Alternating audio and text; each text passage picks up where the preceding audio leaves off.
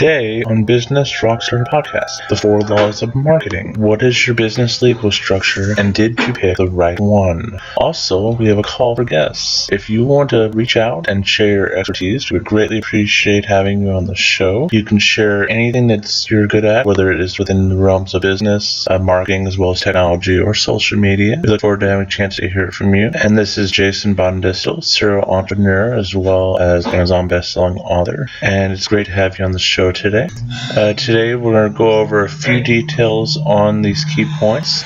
First thing is going to be the 4 laws of marketing. The really amazing thing about having a crisp as well as well thought out marketing plan is these 4 laws are completely I guess you could really say that they can't be disputed, because it's the background or the foundation of how marketing strategy works. You really have, it's simply boiled down to this. You have the product or the service, and then you have the communicated value. You have the perception of that value, as well as how that person derives a benefit from the communicated value. And these are looked at in these 4 ways: what you have, what you want, what you need, and what it can do for you. And these are looked at as the 4 laws of marketing. What they do is they give that foundational message behind how value is communicated, as well as what it do for a person. And the other great thing that I want to tell you about here today is business legal structure. You're thinking of starting a business, or you've started one recently, but you haven't decided on a legal structure. Well, currently what you want to do is you want to sit down, you want to look at both the legal protections of the different structures as well as the tax benefits.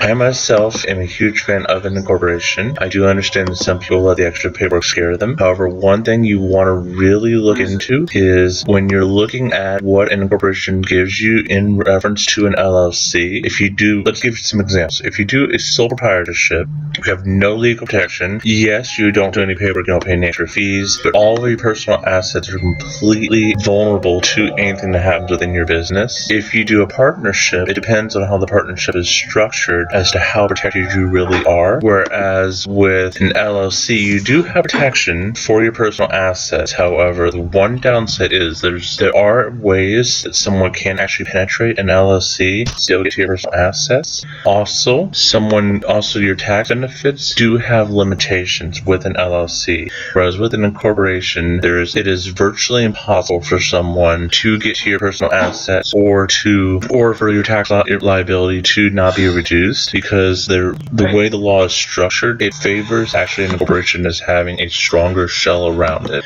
And obviously, you want to talk to an attorney, maybe you can get some professional tax advisor advice on these aspects, but those are just a few brief points of why I prefer strongly the incorporation over the LLC. And one final thing I want to let you know, this is just a really brief first episode. I want to share a little bit of great information with you, is if you ever want to learn anything more about marketing, business, social media, or technology, we're going to be doing more in-depth and longer episodes in the future, as well as we're going to have guests coming in. I've already started looking at some really great new guests to get some more information flowing to you. I want to leave you with one final thing, because if you've read my bio or read anything about me, you probably haven't heard much about what LinkedIn can do for you, as well as how you can benefit from LinkedIn. So as we get towards the end of today's really brief first show, I want to tell you a little bit about what LinkedIn can do for you. One of the really powerful things within the LinkedIn framework is it's built like a miniature search engine. So if you have a crisp, well filled out profile that has keywords, that is keyword rich, and that thoroughly integrates those keywords within the profile,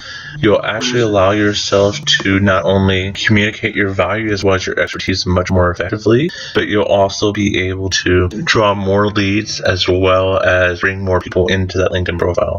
Additionally, another key thing to remember when you're setting up your LinkedIn is that you want to share any expertise or content with your profile, and you also want to make sure that when you're sharing this LinkedIn profile that you do everything in your power to share any links that are residual or that relate to the spreading of your brand as well as brand recognition. When you're building up your business, you want to look at every aspect of yourself and the different parts of that business as brand equity, because that equity built up through that brand is what's going to build you pricing power as well as help you generate additional leads in the future.